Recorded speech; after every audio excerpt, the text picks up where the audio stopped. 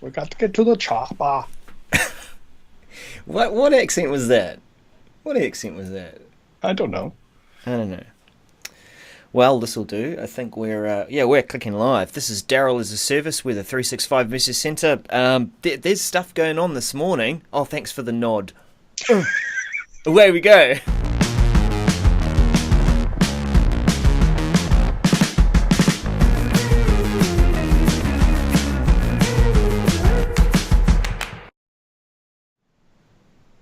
Good morning, good afternoon, good evening, good night, good now. Hello, Hola. Daniel Glenn. Hello, Daryl. That's a service. How are you, sir? I've had some interesting times filling out my first visa application. I've actually had the pleasure of travelling to all sorts of different places because I guess New Zealanders are welcome across most borders without too much hassle. Hmm. But yeah, this is interesting. Have you ever had to fill out a visa application? I have not. No, now I haven't done a lot of international travel lately, but Yep. when I did several years ago, had no issues with my passport getting me into the countries I needed it to. So it may have changed now. I just haven't checked. But small plug, if you want me to come speak at your event in Europe or Asia, hit me up. I'm all for it. Yeah, definitely. And well, this is my experience. I guess a lot of people have already gone through this, but first time I went through it, and it feels like you're actually applying for a bank loan. You got to come up with all sorts of evidence to say, I'm not going to stay in your country. I still have a job. I can Still exist have in a this job. country while I'm traveling there. These people are going to look after me. Yeah, Is lots of this stuff. for very soon travel, or is this for travel later on? It is soonish. It'll be the beginning of April. Okay. Stay tuned because I can't really sort of say that I'm actually going until I've got the Right. visa, I actually get it. in the passport.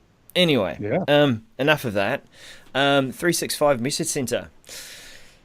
Three general availability notifications. We've got 8 or so messages, some in there that are worth a little mention. But the first one that I am very, very keen on. This is my thing, Daniel. You know this. I love live events and live streaming. Hmm. Um, Hmm. the live events in Microsoft 365 is generally available. It's live, Yeah. right? The live events are live. Yeah, yeah. Well, they've been live for a while, but Right. they're rolling out to customers over Mhm. March, and it's good to see that there's been some lessons learned. Uh, have you had any customers or had any experience with the live events within? I have not this iteration, unfortunately. We've had conversations about it, but we've not Mm, really implemented it because, it wasn't really generally available. And frankly, um, this particular software vendor is not the leader in this space. Um, mm, So, when you start talking about this kind of experience, they're not the one that you go, yes, that's exactly the one we should go with. mm, So, even for people who are customers uh, that in these technologies, even so, this I think will be interesting to start getting some experiences. From what I had heard, there were still some things that were just not spot on with the needs for running events. And again, I haven't had firsthand experience, so I'm not going to mm, dive into that because I can't talk to it. But mm. I hope that it is. What Yeah. about you? Have you had experience, or Yeah, have you yeah, been talking definitely. with people about? Okay. Being definitely playing with it early on, and then using it internally and starting to show customers as well. The goal with this is it's giving you more capability than we had with Skype for Business Broadcast. It is still about trying to engage employees and engage people at scale, so that you can Mm-hmm. have your large format meetings, your town hall meetings. Some Mm-hmm. people don't understand the term town hall.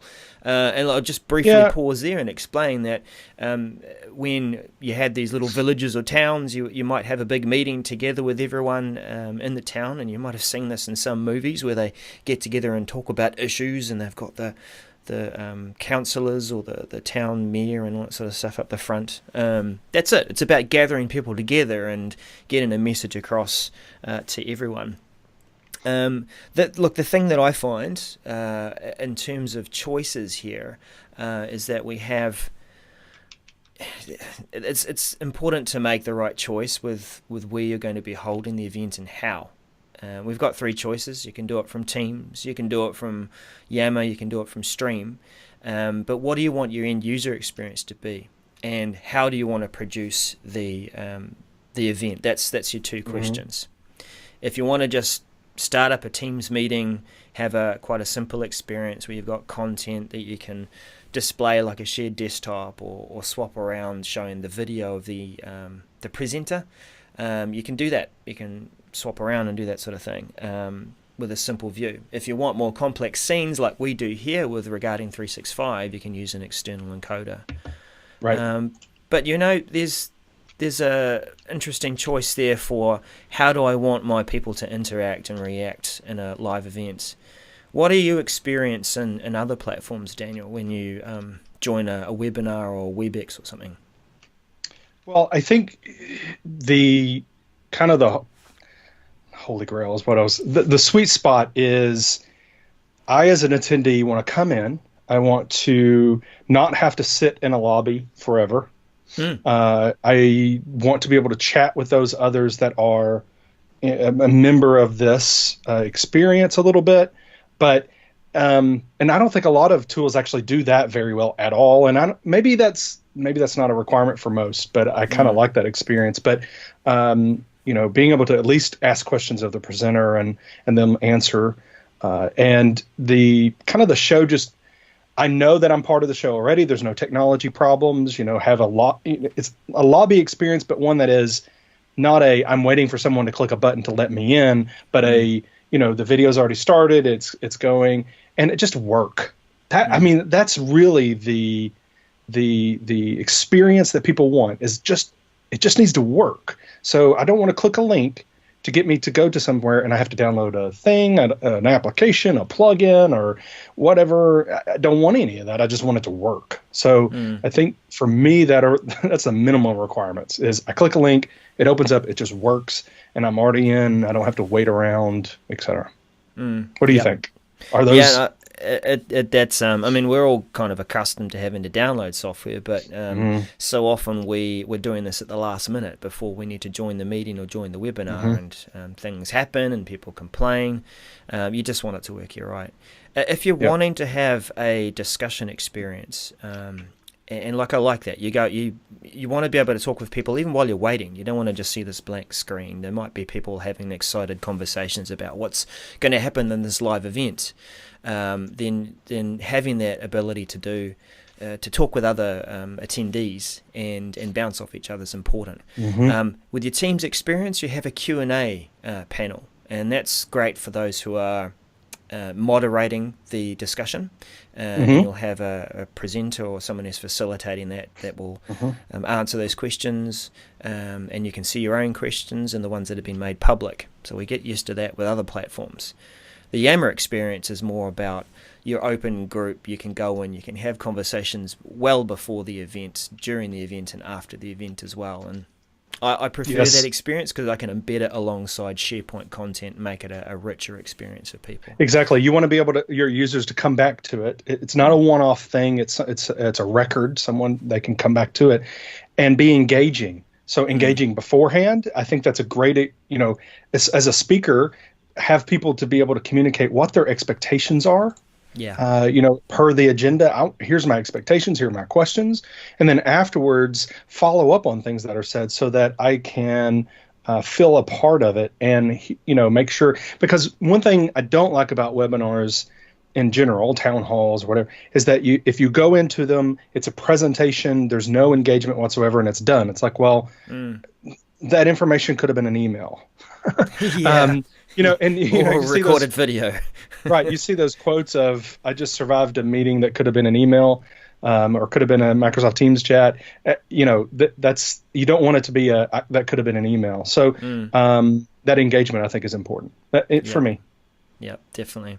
Well, there's a lot more to look at, but now that it's generally available, do try it out.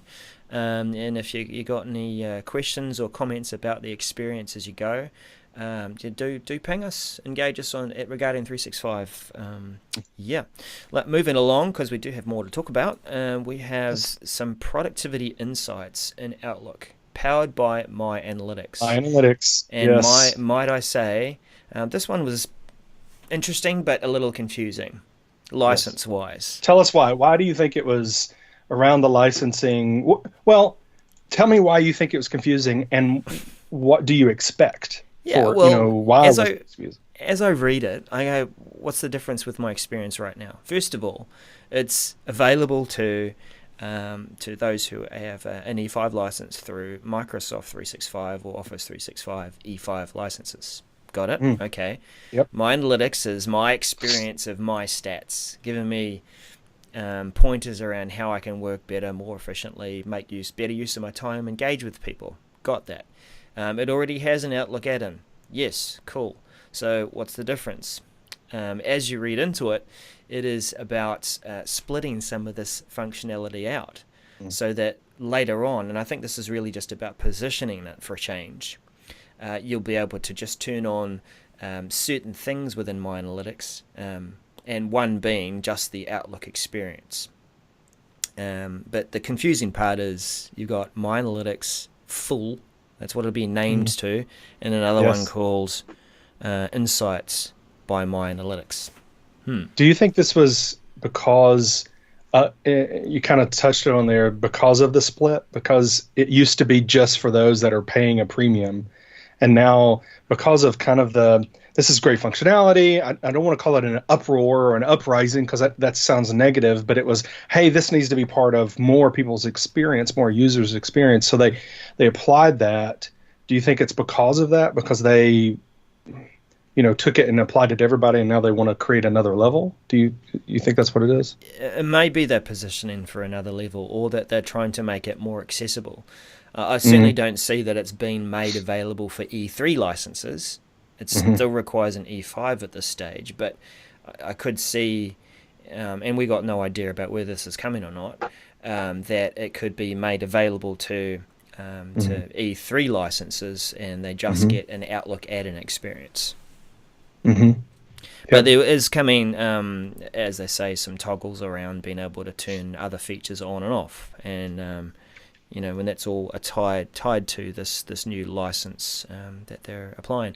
Key thing Hmm. here is if you're already using it, don't go turning off the Yeah, they license. make that clear, don't they? Yeah, Yes. and the repercussions of that are when you turn it on for the first time, it can take up to 30 days to gather the Right. data. It's a If you turn long it time. off, it could, Yep. cause some issues there. Hmm. Yeah. Moving on, and we've got the call app within Yes. Microsoft Teams. So, do you use the call app? Is this something that you use, and if not, why not? Or, Not really. I mean, part of it is tied to whether you have cloud calling or not, but hmm. this is we've seen this mentioned and positioned in messages gone by, even last year, where Hmm. they were taking it away and then bringing it back, but with a bit more control around when it's displayed. If you're right into your UC and Skype, then you would be familiar with applying voice policies, so Hmm. that people can have permissions to do certain things within Skype.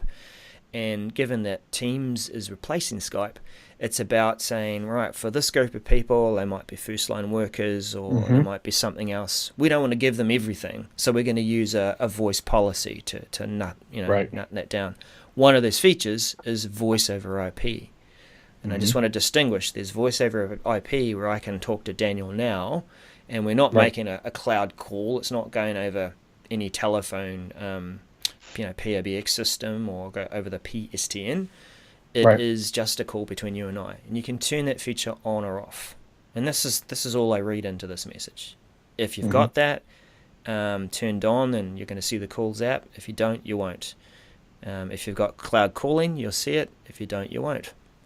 Is Yeah, that and simple? that's what Stephen was just saying in the chat room. The point is now that you can make VoIP calls, just like you're saying, this is a call over the internet, not over Mm. the PSTN, which is a plain old something telephone Telephone network. network. Plain, Plain simple. Plain I don't stupid. remember. Hold on, no, no. I'll look it up. But you can make those calls over the internet, just your regular internet connection. Your Mm. public switched telephone network is Hey. not required. A calling plan is not required to have VoIP calls. Yep. Yep. Public switched telephone. Yeah. All right. So there you go. There you have it. Another feature that's rolling out, and you'll have control over it by the end of March. Yep. Um, this is one of these ones. Quick salute to say, yep. Microsoft is transparent. They're letting you know Mhm. about changes around trust. There is a new subcontractor, a new process, a new something. Take a quick look at this yourself. Have a look at the changes in the list to see if they are significant to you. But that's all I got to say about that. Yeah, and well, one sentence. I think we're not trying to gloss over this as non-important. This is one of those regular maintenance and housekeeping items that Microsoft keeps us informed. So take a look at it, but this is not one of those things that are affecting your users. Mm. Just to say that these are our partners, or this is a change that we've Hmm. made in the service in the back end, and here's the list of new partners or changes to that. That's right. Security and Compliance Center eDiscovery. Yeah, and I'll just admit it. I think there's other experts in this field, way more intelligent than I am and experienced in this area than I am. And I think we even have some in our chat right now. But being able to having this redesigned, I don't know about redesigned eDiscovery suite, and making it a little easier to get to, and then additional functionality, right? So we have Mm. being able to see hold notifications and track, acknowledgement tracking, saying yes, I acknowledge that. There was something else. Oh, performing searches. That was the other thing, is an easier way of performing searches. So Mm. in static, and having, I want to set up my searches for what I'm looking for regularly and be able to do those. So Yeah. I read it in additional information too. If I just hmm open that up, that'll take you through to a tech community hmm announcement or blog post. And it's about trying to provide a better way of working with the content. hmm We're not security and compliance officers, but if we had to do this regularly, there's a certain aspect of having to set up the search each time. And if you're hmm going to use regular information and just adjust a few things, I guess like a template, then that's going to make it easier for you, and Yeah. more performant. I keep seeing words like that. I need to just drop it Performant. in there. It's performant in my vocabulary. All right. Oops. Should change to that. Several improvements to the scheduling functionality in Microsoft Teams. Yeah, and this is, to be honest, this is one of those situations where I read this and said, "Wait, what? It doesn't do that already?" And I went Mm. and looked, and I'm like, "No, it doesn't do this already." I just found myself going, "Why? Why doesn't it do this already?" So being able to um, really manage a meeting, being able to edit the meeting right there, and um, see when people come in to the video, and being able to it being really kind of a calendar experience rather than Mm-hmm. just today, what's going on. It's more of a calendar, and they're renaming it to calendar, the app. So I will say I'm in a targeted release, and I've seen some of these functionality already.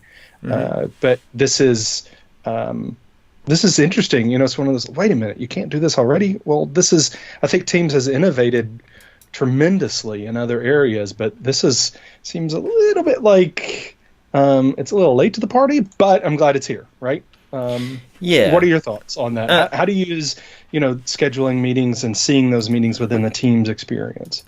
Look, I think most of us that are working with meetings are still predominantly using Outlook because we Hmm. can overlay it with like room calendars and the like. But um, what we're seeing is an increase in the capability to do what we do in Outlook, but into Teams, Mm, so that you can spend less time in Outlook organizing meetings and more in Teams.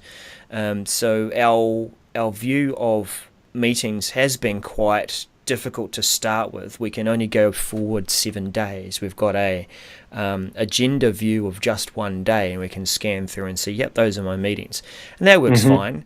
It's actually parallel to our experience within. Well, it's actually better, but it was similar to the Skype experience of the meetings tab. You can go there and see Right. your agenda of what's coming up and what is a meeting that you can join online. Hmm. But this brings more of a 7 day view, and I kind of equate it to like when you go to Outlook on your mobile, that you can get your 7 days along the top and Hmm. then swipe to go to the next 7 days. That Yep. you'll be able to see your work week, your full week, your day, and if you see your week mapped out with all your meetings, some will be online meetings, and when someone joins, because at the moment an online meeting shows as purple, a regular meeting which doesn't have online details is just sort of Hmm. empty and blank. But when someone joins, you'll be able to see it. You could edit meetings. You could do all those regular things that you'd expect. But what they're bringing into this is, in this new view, you can right click on that meeting and then you can change up those details and say, I Right. want to edit, I want to Exactly. respond, I want to cancel, I want to do whatever. So it's trying to create that Outlook calendar experience within Teams so that you don't have to go out to Outlook. That's my Hmm. take. I agree. And to be honest, this is where, and I think you and I have had this conversation, but Microsoft has been talking about Teams being this hub for productivity, yet meetings and email is a huge cog in that wheel of Mm-hmm. productivity for a lot of people, yet we don't have that in Teams. We especially email, as long as it's just regular email, it's not connected to a team, then how do you work with that in Teams? And how do you work with meetings that are maybe they're not even meetings in team, a Teams online meeting, all this kind of stuff. And so Mm. I think this is yet another step of making that happen. But I still don't feel like it's a true hub until I could stay in Teams and not have to get out of it at all. Yeah, Right. yeah. And tabs are, I don't know, having your email in a tab, you most certainly could do that. Right. I just don't, that doesn't feel right to me because I can't have Teams conversations up and my email up, Mm. if that makes sense. You Yeah, can't, yeah, it if you does. have It it as a does. tab, you can't do both. Yeah. And that's one thing about Teams that just rubs me is that, you can't do multitasking is not something you can do in Teams really well. You can't, you have to, the only way I've been able to do it is have the Teams client and have it up in the web and Mm. doing it that way. And that's just I think a poor experience. But anyway, I think I this is digress. a step towards, and we'll see more changes here, definitely. But it is a step towards being able to manage more of that meeting experience and what's on and booking meetings. And even like I've just sort of zoomed in on this part here too. But lastly, users will be able to schedule events in their calendar without adding any attendees in the team scheduling form. Why don't you just say you can create appointments that aren't online meetings? That's what it is. I'm creating a block Right. time. It's my focus time. I'm going to spend it on a project and write up a statement of work or something. That's what it is. But they've got this funny kind of, it's creating a meeting, but it's not a Teams meeting, and you're not invited anyone to it. And let's explain some more things about it.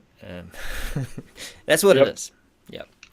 So that's a key thing that we all use our calendars for. We schedule time for ourselves, and we're not necessarily inviting people to a meeting, and Yep. we can do that.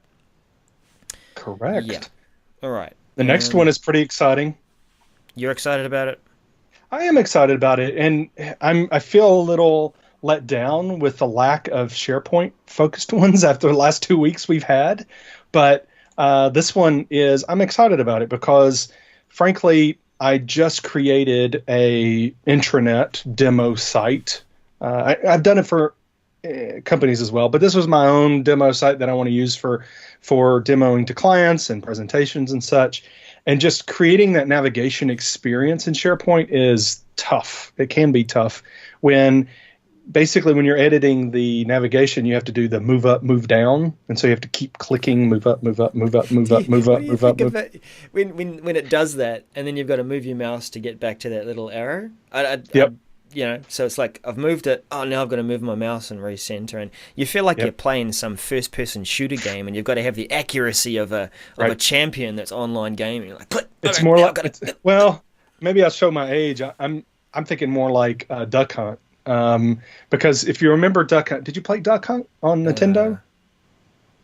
Whack, and you have the gun and the little light-based guns that you had. I've seen it played. Yeah, long time ago. Okay, well, anyway, so someone find a video online with Duck Hunt, please, and post it in the chat so Daryl can watch it after the show.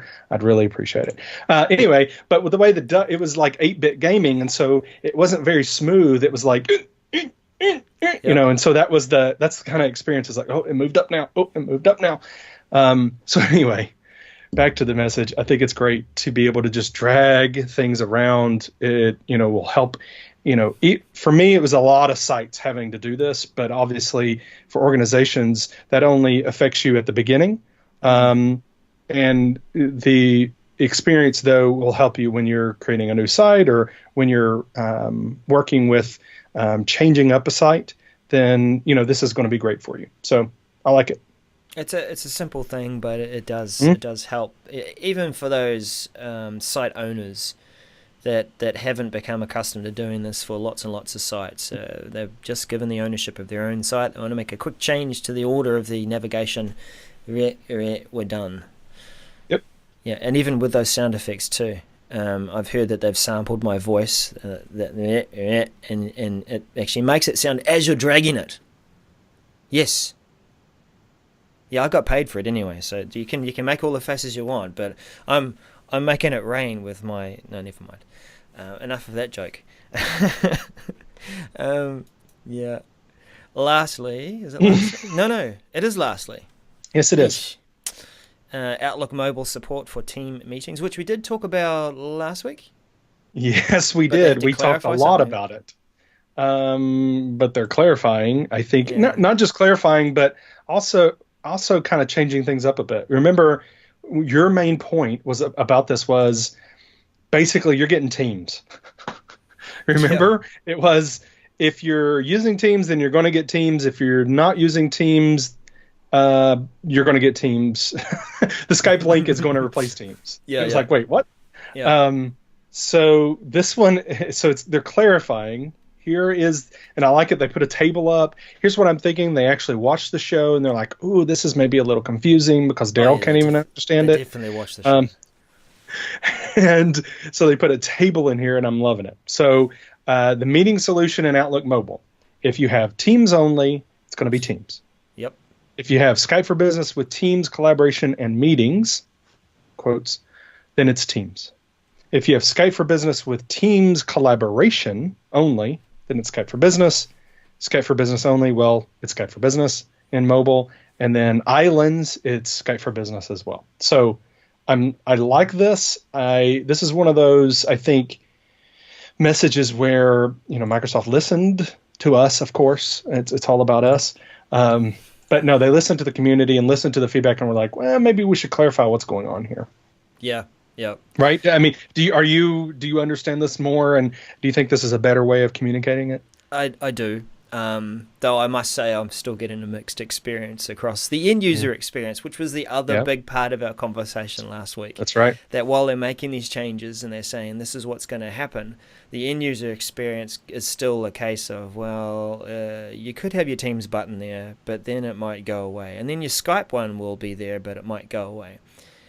Currently, I have, let me just see if I can find, I think I made a screenshot of this. Let's see what I'm in. Remember last week I showed my phone and I had Teams. So what button do we have today, Daryl? Well, this is what I see on my Outlook, Surface Pro. Right? Yep. So I can Outlook, see the desktop app, right? Yes. Yep. Desktop app on my Surface Pro. Oh, dare I open up Outlook and show you? Yeah, why not? Yeah, it's roulette, man. It's so much fun. Outlook. So I have Skype. I still have Skype. Yeah. Well, yeah. In the mobile. So I haven't been, I'm not there yet. Okay, yeah, well, okay. Actually, that's what the announcement is. Okay, the announcement is it's all about on your mobile, right? All about mobile. I still have Skype, yes. But my experience on desktop is still kind of messy, I guess. But see, I had Teams before. Yeah? So I've had Teams. Oh, you've had Teams? Yes, I have. I've had Teams. And now I have Skype. Yeah. Okay. So I don't know if they were kind of rolling it out and then because my org, we haven't changed. So, but I do have Skype and I don't have Teams. Which one are you though? Are you you're not in Teams only mode? You use Skype at work. Yeah. Are you using Skype for Business with Teams collaboration? I don't know which setting we are. Okay. I don't know if we are with Teams collaboration and meetings, although we do obviously have the ability to. Anyway, I don't know. I'll go ahead and look, see if I have time. I mean, we may not have time for me to reveal, but maybe not. Yeah, maybe. But there's a lot more of an explanation there. Read it and understand for yourself where you fit, and the table does help. But what I'm getting at here is, while that's the Outlook mobile experience, the desktop experience is still on and off for me. And I think if we're thinking about end users and the adoption side of it, where we're wanting people to understand what the change is that's coming, how we had challenges like this with other services where we say it's coming and then it comes for 5 or 6 people, like the background blur, and then it goes away and then it comes back again, and it's confusing. How do we tell people what's coming and how it's going to be as an experience? But anyway, that's us for messages this week. We've had some pretty good discussion there. I haven't really set it up properly to display, but those of you who are watching this a bit later on will be able to see the live chat. Thank you for everyone for being in the chat. Appreciate that. Yeah. And what have we got? Well, we do check out the post recording of the live event we had last week, where we talked about where to discuss or to collaborate and communicate in private. There was some good discussion around whether private channels are going to be helpful or not, or whether we need them or not. Can we use other existing capabilities that are already in Microsoft 365? I think we'll leave it at that. We'll catch you again next week, and like and subscribe, smash like, all that sort of stuff. Smash subscribe. No, don't worry.